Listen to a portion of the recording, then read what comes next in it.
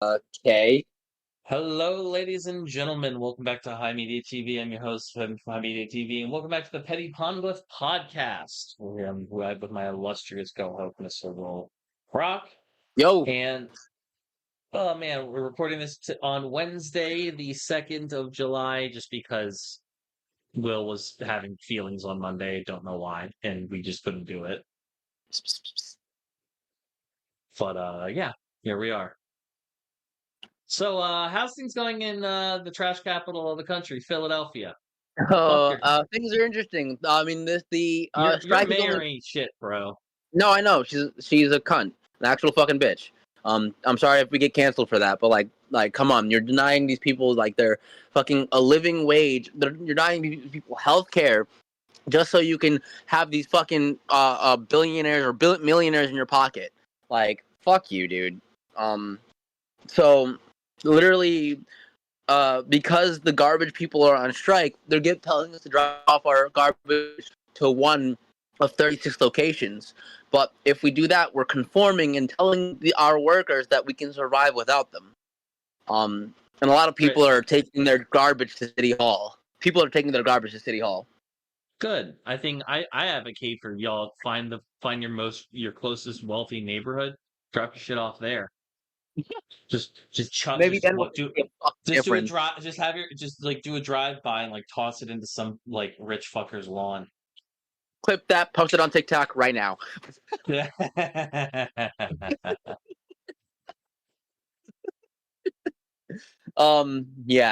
I'm all about that. I would like to see an actual change made for the well-beings of our union workers, because I feel like SEPTA goes on strike every fucking 5 years. Every half a decade, I feel like SEPTA goes on strike, and anybody from Philly can feel free to correct me on this, but I've lived in Philly to see. I haven't even lived here long. I got kicked out at 17 at my mom's house, 18. Been living in Philly since then, and they've been on strike. I'm 29, yeah, like twice in the last 10 years. Yeah. So clearly, Yeah. Philadelphia union workers are not treated well. No. Even It's left the it's whole it, point of a goddamn union. yeah. I will say, like, I'm in a union shop now, and solidarity till the day I die. But I will say, like, there is a very much a difference between, like,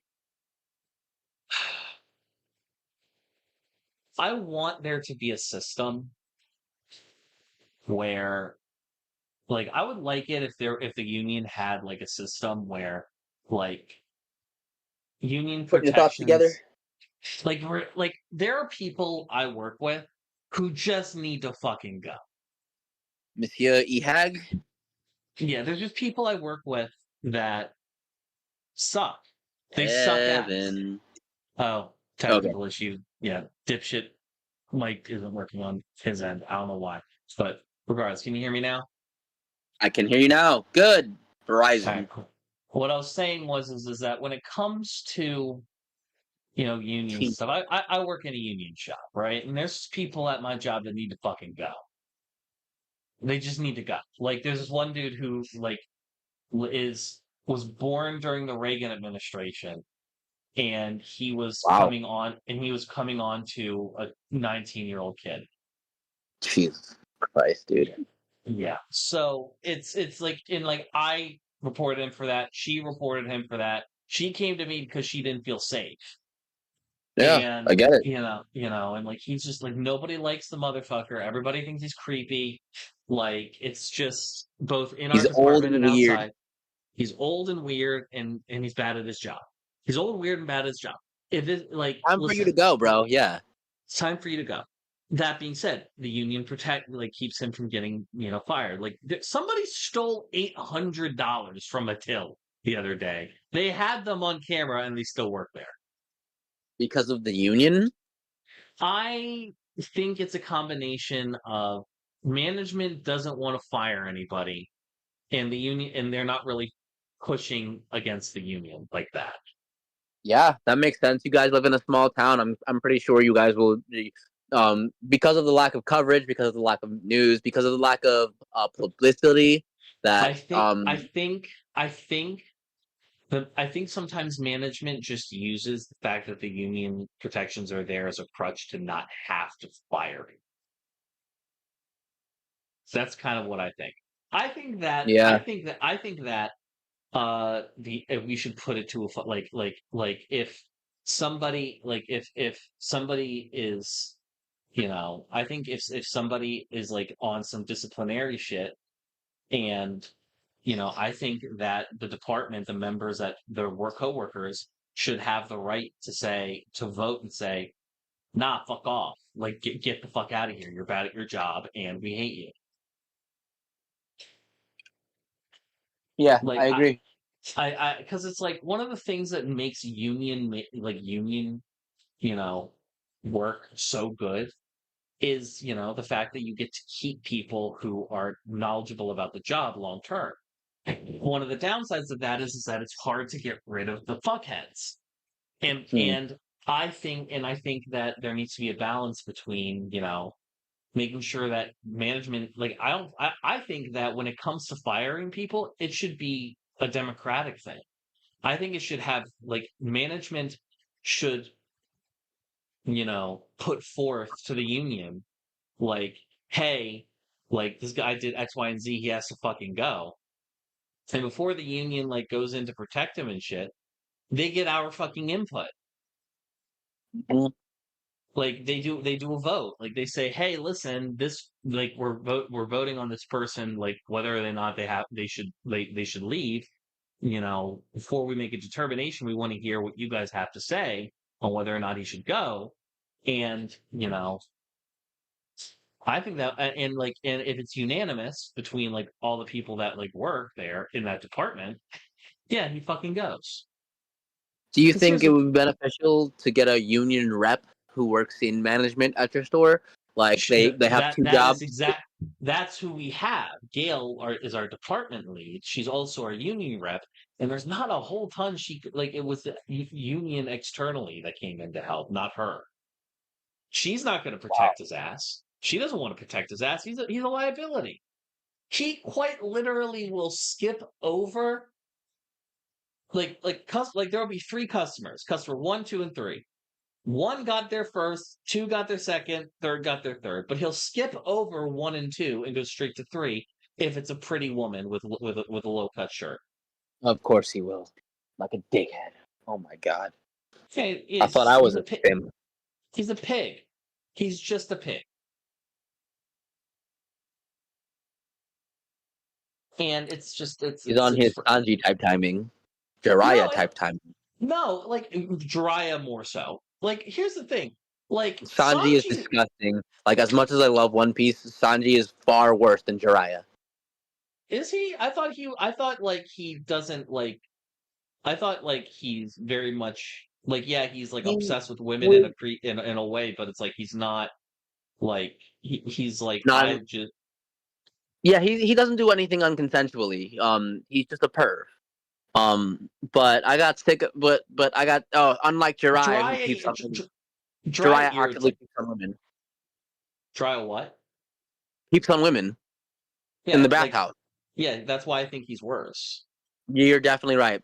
The thing is that it's a gag for Jiraiya, while it's Sanji's entire personality. And That's fair. aside from someone who cares about his friends, Sanji is a character who cares about his friends. So we're supposed to care for him that way. And I do believe that Toei Animation is dogging out Sanji in a way that Oda would never. For example, there is a trans character Yamato, that Sanji respects in the manga, but gets nosebleeds for in the anime. Hmm. Um, so I know for a fact that Toei Animation um, Hold that. portrays Sanji as more of a pig than he actually is. And it takes away a lot of his moments because the Toei Animation just doesn't really like Sanji. They hate Sanji. Fair. Um, Do you think they hate Sanji or do you think that it's do you think it's Toei Animation, or do you think it's like the writers team at Toei Animation translating this into like like I trying to think like it. make? Do you think it's Toei Animation trying to do it for? Do you think it's Toei Animation doing it because they hate Sanji, or do you think they're doing it because they think that gag plays particularly well in Japan? Oh, I think they do it because that gag plays particularly well in the USA. I I I would challenge that. I think that the fact that anime like Apothecary Diaries, Frieren, hell, even like Solo Leveling, even if it's like schlock, even Don, which absolutely has like underage nudity, nudity and like cringe scenes and stuff like that. You know, there's a reason why I think that the new generation of anime that's really popular it's doesn't tasteful. it's tasteful and doesn't lean on those tropes. There's a reason why certain anime like that are very popular in the West. Because, we grew up with just having whatever Yeah, fucking that's Japan true. would send to us. Now that anime and, otaku culture is a much bigger and much more influential part of pop culture here in the West, A lot of us are saying, almost all of us are saying, "Hey, we're tired of the fucking fan service. This is not how I want to be serviced as a fan." I mean, exactly. Like like for example, like I think the end of it, like I think Minata, like the hate towards Minata in the West totally justified. from everybody in the West Grapehead, absolutely fuck that guy. was Even though he's kind just of a kid, but it was kind of like the last straw. I think when you obviously have like the executives who are like, if it wasn't come up like invented or dreamed up by a Japanese person, it's not even worth incorporating into our business. And then you have the smart people who decide, hey, the West is a huge market. Let's cater to that a little bit more. So instead of like catering towards like man-child sensibilities, they're like certain anime cater towards the West, and those ones are the ones that do well. Let's even like even Dandadan. Dandadan, I think, is back, which I'm super excited for. And yeah, I didn't want to here's the thing. watch it. But you had me reconsider. I reconsidered. I watched the first couple of episodes. It's a good show. I didn't get through it, but it really is a good show. It is a really good show, and it's definitely one to stick with, personally. And here's the thing, right? Dandadan is a rom-com with action scenes. I can And it is appreciate that. and it is and despite having, yes, there is a scene in the first episode At where, first fucking episode. That's why I put it down. yeah, but here's the thing. That scene, if it was like 10 years ago, 20 years ago, would have been played up for like to be sexy or whatever. It felt You're right. I think. it was portrayed as horrifying as it was to watch and probably experience. Yeah, I can agree with that. That has Absolutely. not does not exist in like any of the shonen or any of the popular anime or manga from Pre like 2010. our kids. Yeah, exactly. So like Dandadan does have like those like kind of like dumb like sexual like stuff and all that, but it weirdly handles it with a level of grounded reality that does not exist in, Naruto or One Piece or like any other or like anything made before 2015. All right. So tell me this: how do you feel about Kill la Kill? Because that's a guilty pleasure of mine. Like I I do think not I appreciate. think I think Kill la Kill succeeds in the sense that it is a commentary on like nudity and the tropiness and the bullshit that comes I with like it did a good job of critique The problem is that it is the same critique. The same problem with Kill la Kill is not the critiques it was making and the satirization it was doing, but the fact that the average human being, has the media literacy Yeah. of a Agreed. toddler, and Agreed. so that purpose went Right out the completely fucking over their window. head. Yeah. So despite the fact that, yes, it was a great critique of the over sexualization of teenage girls in anime and the absurdity of it,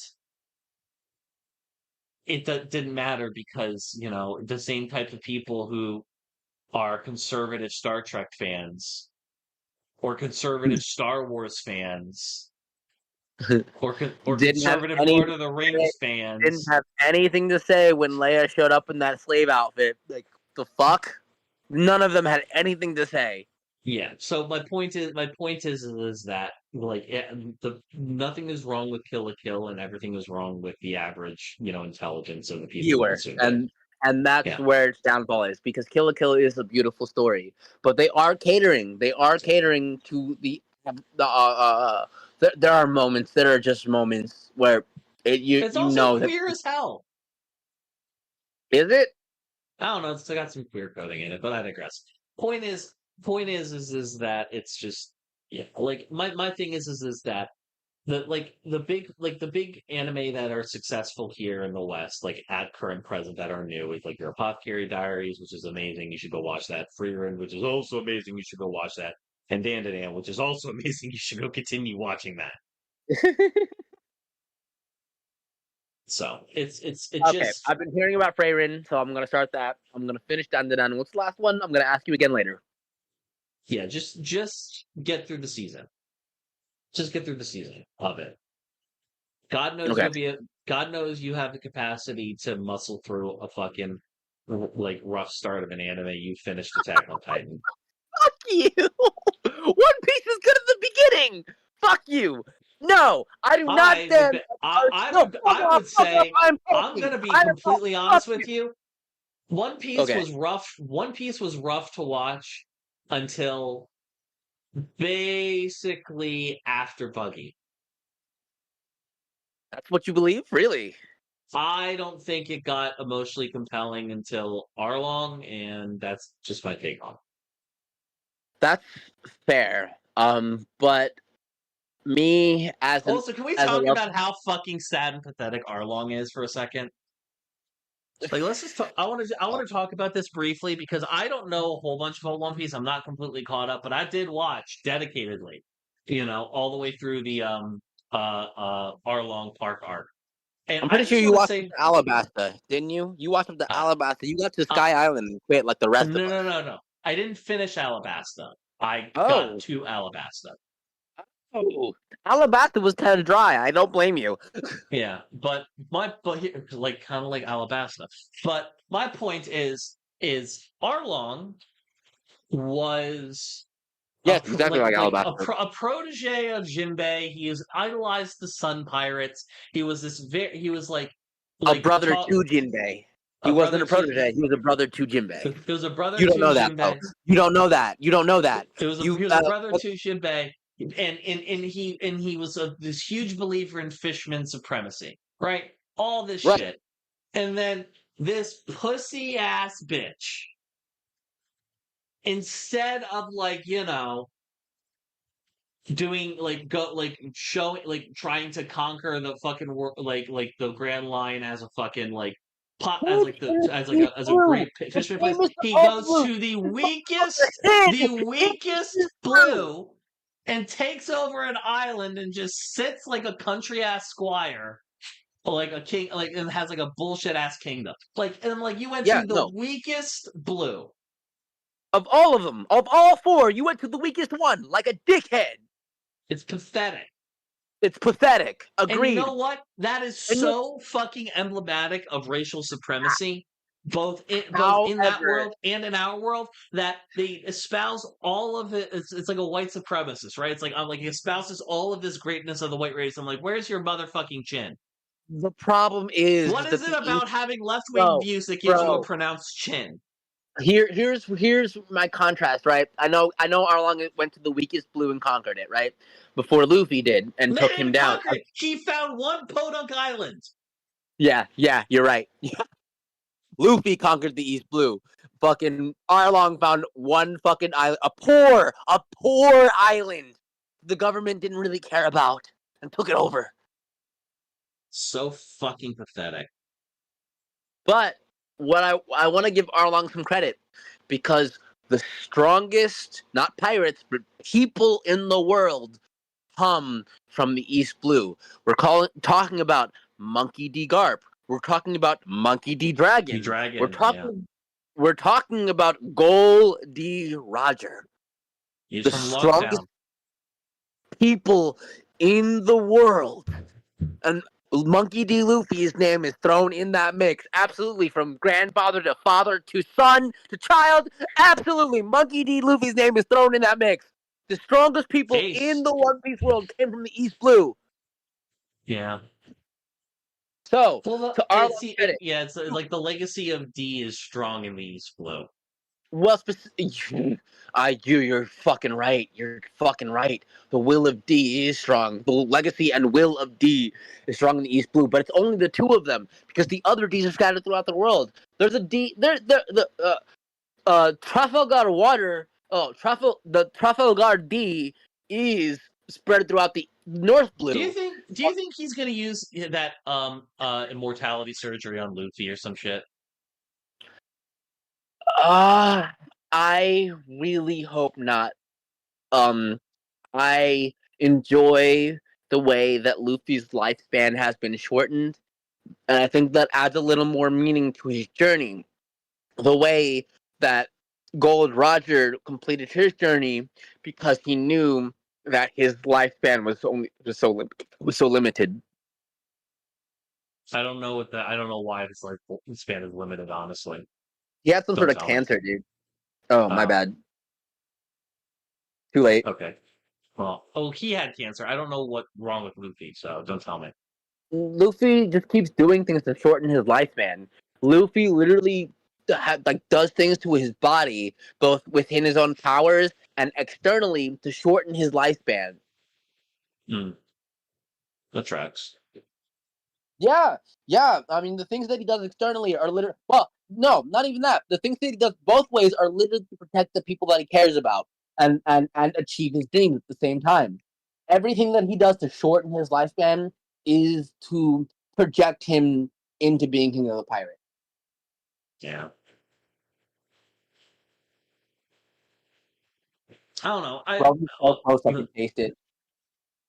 Yeah, I just need to sit down and fucking read it.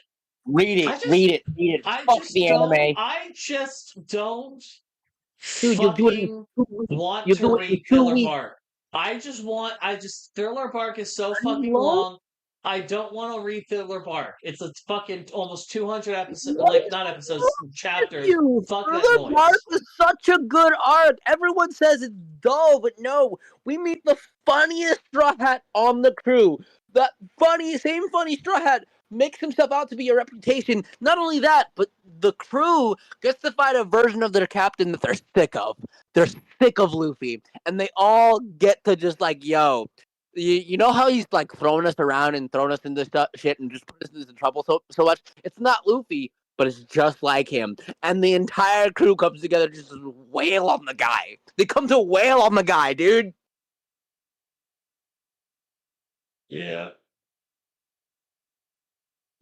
Thriller Bark is so here's my thing with Thriller Bark, right? Thriller Bark, it means that we just got past Skypiea, the most boring arc in One Piece so far. We just got past filler, and it's filler, and it's filler, and you can avoid it. Canon. Skypiea is canon. It's manga. That shit was written by Eiichiro Oda. Skypiea is written by Oda. Manga. That shit is canon. He says. It's not in the manga. I don't believe it. It is in the manga. Oh, it is? I thought it was filler.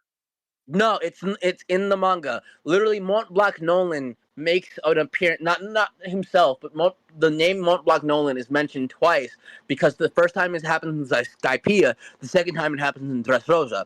Mont Blanc Nolan is a North Blue explorer who explored the Grand Line before log poses were a thing. Yeah. Skypiea is canon. What isn't canon is the arc directly after it that I thought was canon because it's just so fucking good. They came down out of Skyline and landed in a military base called G8. And G8 was a lot of fun. But then we got the Foxy Pirates, and the Foxy Pirates are just so hard to watch. Like I cry every time. Like I say it all the time. My One Piece journey got stopped 3 separate times by Skypiea. I powered through the 4th time and then got to the Foxy Pirates, and I was really disappointed. At this point, I was like, there's no way that this is what my One Piece is. This is what people are talking about. This is what people hype up so much. This is fucking ridiculous. I got past Skypiea and got into Water 7, Enies Lobby. The action exploded. It wasn't as silly as One Piece was up to this point, but the action exploded. It's fucking beautiful. It's actually, from everything that we've watched that's come out of One Piece so far, I'm talking about Wano included. Well, maybe Wano's taking his place, but Water 7 and Enies Lobby are my favorite arcs in all of One Piece until we get to Wano. Fair enough. But after Water 7, we get to fucking Thriller Bark, and Oda's jokes start coming back. First, they send the coward trio through the island, and they're all running away. And then the fucking rest of the crew comes through, and they're just handling shit left and right. We meet Brooke, who's a pervy skeleton, he's just so cool. He's hilarious. He's funny as fuck, and he's really respectful as well. He won't push it past. He won't push it. His line is, "Excuse me, miss. Can I see your panties?" Once he gets clocked in the face, it's over. He's never asking again. Wait, are you saying that he has not asked Nami or Nico again after that? That's a lie. He asks Nami once an arc. He asks Nami if she can see he can see her panties once an arc. That's true. How much you want to bet that he does a good job and she's like, you know what? Fuck it. Here's a reward. Well, do you know what all the lady fans say about Brooke? What? Bro, he's done so good at this point that he deserved to see some panties.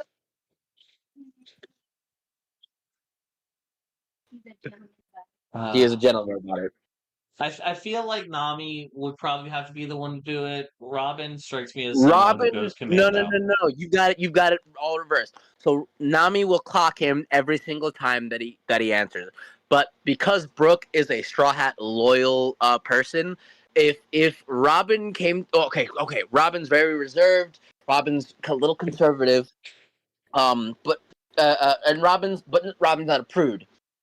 So if Brooke the way that Brooke is, right? No. I'm about to make up some bullshit.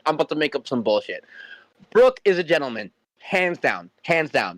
Anyone in the One Piece universe who we ask to see the panties of is probably gonna punch him in the face because it's a random question. However, I've seen how women react to Brooke, and it's just like, not only is he a gentleman, but there are times where he actually just fucking deserves it. So, especially with a man with no bones or with no skin. Well, that's the thing. It's like, for one of the things I've kind of like noticed to a degree is that, women in my time on this earth had like they like it's weird, right? It's like they like a guy they like a guy who's like has a vibe, who has a certain kind of, excuse me, vibe. Like, it's like you might not like. It's not about like. It's not even a sexual thing. It's like, oh, his voice like sounds deep and comforting, or he's respectful and X, Y, and Z or type shit out. Yeah.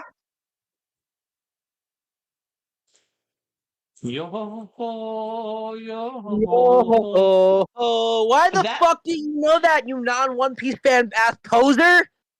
it's because TikTok and honestly experiencing that song in like the more natural way is part of the Yeah. reason I want to watch. And it's maybe part of the reason I'm like considering One Piece to a degree. Mm.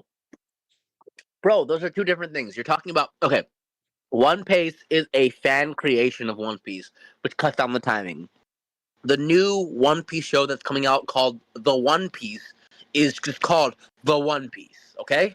They're two different things. I wasn't talking about the One Piece. I said One Piece, not the One Piece. I Oh, you're said talking about One Piece.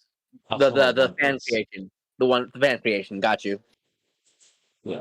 I think the One Piece is going to do it better than the fan creation. I could be entirely wrong. I'm gonna Well, put it out there. hypothetically, allegedly, the runtime of all like they're going to cut the runtime down from 1,000 episodes to I think Say 300. Say like 300. 300, like 300, like 280. You think so? Well, Is that that's the, that's what it's been alleged. oh my god, that's going to be so good. Okay, maybe not. It's going to be good for One Piece fans. I know it's going to be good for One Piece fans, but I don't know about everyone else because like Here's the thing. I'm willing to give a shot because it's going to make it infinitely more approachable. And if they're recreating it, they're going to keep certain aspects that are not as important. Like, impactful. yeah, they're going to keep they're going to keep Bink and Osake. They're going to keep that shtick in there because fucking of course they are. Why wouldn't they? Being spoos Yeah, in English. yeah. But my point is that they're they're gonna keep shit like that because of like cultural importance and shit. But like so. I think depending on what they end up doing and how they end up taking it, I think by and large the fact that we're getting you know not we're not getting an 8 fucking minute recap, and also they're going to make it the action scenes go a lot fucking faster. Probably is what is helping. Like listen.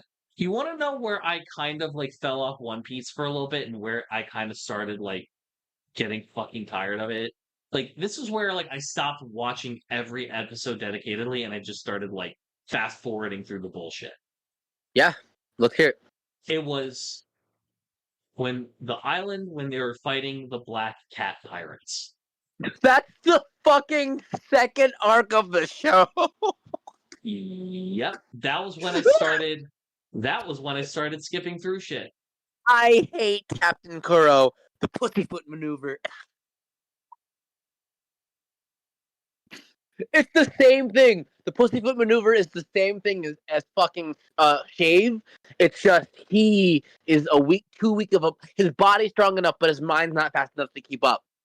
What Oda does, and I love that Oda does this, is he retcons all of his abilities and makes up new things as he goes along. But they're consistent. So when you take a look at things that happened in the past in One Piece that don't really align with the current story, you can Oda finds a way to make it align, make it say, "Hey, this is just a less powerful version." Bro, I hated that arc. I hated Syrup Village. I I loved meeting Usopp and learning about Yasop and his story. You know who Yasop is, yeah? Yeah, he's Usopp's dad and he's running with Shanks. With red hair. Oh my god, bro! The fact that you're calling them by their pirate names, you need to watch One Piece or read One Piece, bro. Oda created One Piece because he was a pirate, a Viking, and a Norse mythology fan. We are currently on the island of giants, and we have a Loki. His weapon is called Thor.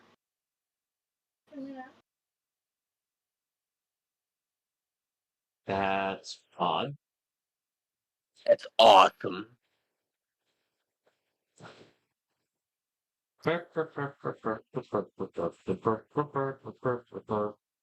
I'm sorry to everyone listening, but I'm a huge One Piece fan. There's a guy on TikTok. No kidding. Oh, I forgot everyone could see my One Piece banner with the Star Wars as the crossbones. Yeah. The lightsabers and the crossbones. But on that It's note, corny, but I'm not mad about it. It represents my personality. I'm a One Piece fan and a Star Wars fan, and I smoke a lot of weed. Sounds about right. Go finish Don and On. I do need to go finish Dandanon. You're right.